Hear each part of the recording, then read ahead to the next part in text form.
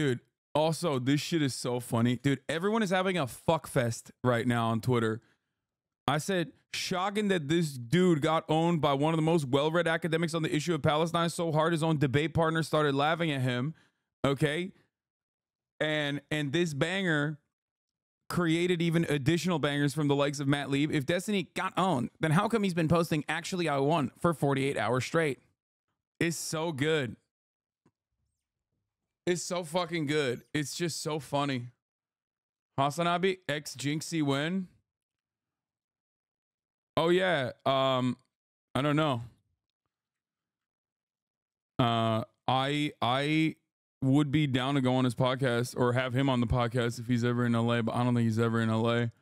I must admit I was apprehensive of someone who's associated with Logan Paul and reading stuff like that in chat.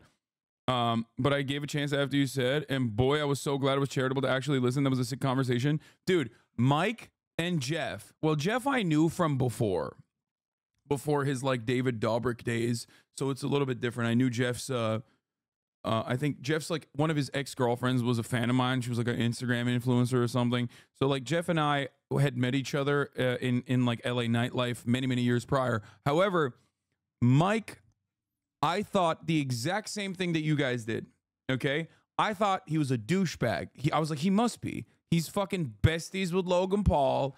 He has a fucking podcast with Logan Paul.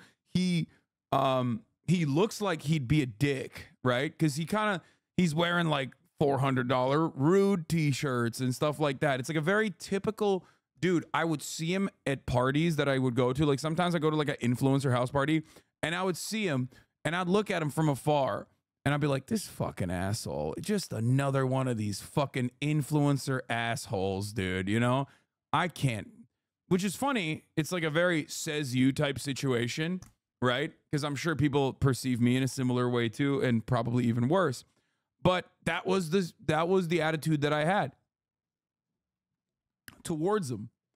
But because I knew Jeff and I thought Jeff was an awesome dude, okay, their friendship, Jeff Woodek's friendship with Mike, convinced me to look at Mike in a different way. I was like, if Jeff likes him, there's no way this is a fucking asshole. If Jeff likes him, there's no way he's a bad guy. Because Jeff is a good dude. Judging Rude to wearing Rude pipeline, yeah.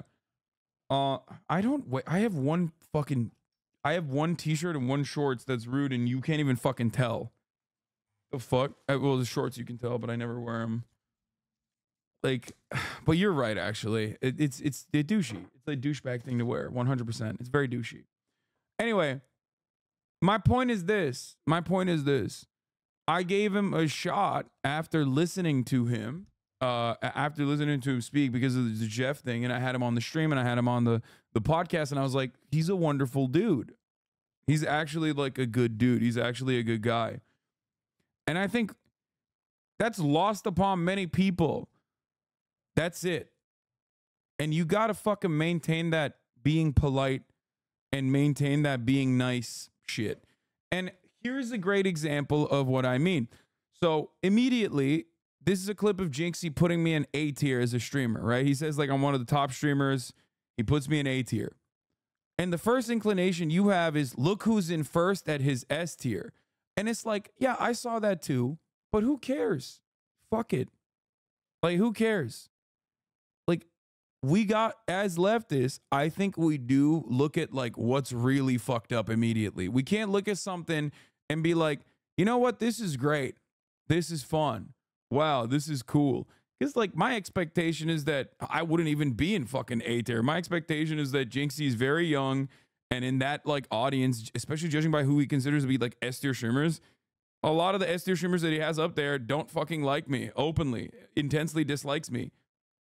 So, you know, instead of being like, wow, that's so cool, I never thought that that would be the case. You guys immediately go to who did he put at S tier? Well, let's get mad at it anyway. Is that Hasan? Bro, Hasan gets a lot of hate, bro, but he is, I'm going to be honest, he is pretty fucking funny. I'm going to say, dude, I'm going to say A tier. I'm going to be honest, chat. Hasan gets a lot of hate, but I've actually laughed at him. Like, I've laughed at some of the shit he said. To Don't know who that is. That how? There you go. That's like a lethal take, brother. Normally, that's like a lethal take. Especially in that demographic.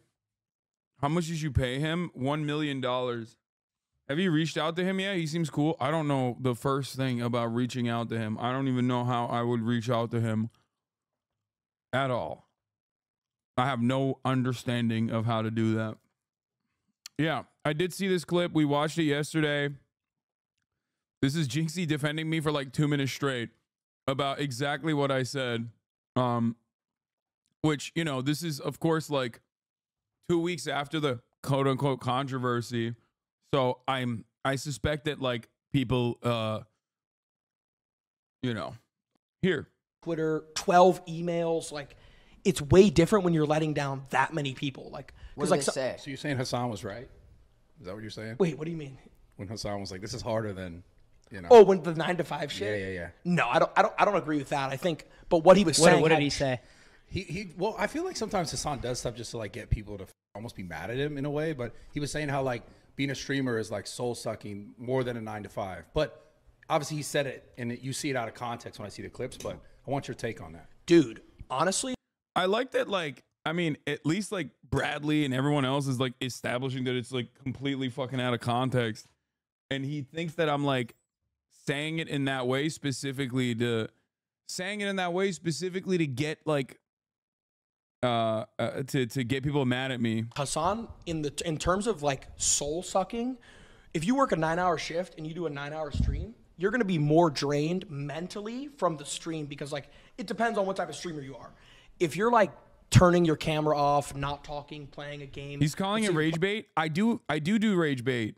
I do. I am very expressive, and I do say stuff usually to piss people off, to get people to pay attention. That wasn't one of those moments. I do that. The America Deserved 9/11 moment was one of those moments because like the energy is in the right direction. It basically arrives at like what I'm talking about with respect to our chickens coming home to roost, right? It blew the fuck up, but that's still in line with what I believe, right? Whereas, or another rage bait is white people don't exist. That's another good rage bait because that is in line with the more complicated, more nuanced explanation that I'm trying to deliver. Whereas like streaming is soul sucking and much harder than a real job. That's not rage bait. I wasn't trying to say that to like to imply that I genuinely think that I'm like less fortunate than a fucking 9-to-5er. Of course not. And that's precisely the reason why I get frustrated when something gets clipped out of context to imply that I actually am saying something that I don't believe. That's what really frustrates me. Bradley wishes he lived in people's heads as rent-free as you do. Quite a few of these podcaster dudes wish that fans would obsess over them the way that they do. No, that is not wrong, by the way. I do talk to a lot of influencers, including like Bradley as well. They do constantly bring up the fact that I'm trending on Twitter as a positive thing, and I cannot, for the life of me, explain to them it is not a fucking positive thing at all. It is so not a positive thing that I basically fucking left Twitter. Turkey deserve earthquake, bitch. Damn, dude, that's it's like tens of thousands of people just dead. That's kind of fucked up, dude. Like, I mean, really. I think Saturday really does bring out some of the biggest freaks. I don't know what it is. I think like my normal 9-to-5ers that watch during the week because they care about like the political commentary and they care about like, you know, learning about what's going on in the news. Like those guys are just like in the chat normally. Whereas like right now, the Saturday morning children are just like coming in to just say the most unhinged shit. Kids out of school, maybe. Yeah. Incoming earthquake 9/11 comparison from the dumbest motherfuckers. Yeah, bro. An earthquake does not happen due to the fact that like, you know, Turkey was like fracking or something. Like, what do you mean? One is like a direct act of terror that killed 3,000 people. That was a direct consequence of like our involvement in the Middle East. done by guys that we armed and trained. The other is a natural disaster. And I also never believed that 9/11 was a good thing, or that, you know, civilians deserve to die or anything like that. I mean, you also know it's because you reacted to that debate the last 2 days and further broiled D. Yeah. Yeah. That's like saying the U.S. deserved Hurricane Katrina and only evangelical Christians say that shit. Exactly. Reminds me of this clip. Hi. Brazil number one. Brazil number one. Oh, are you guys from Brazil? Yes, Yes, yes. man. Oh, you guys suck at soccer. Germany is better. Germany. Germany is way better than you guys at FIFA. FIFA. 11 September. What?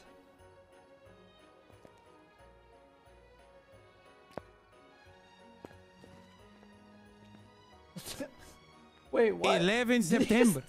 Brazil number one. Man. Hi. That's awesome. He hit him with the fucking, hey, remember 9/11?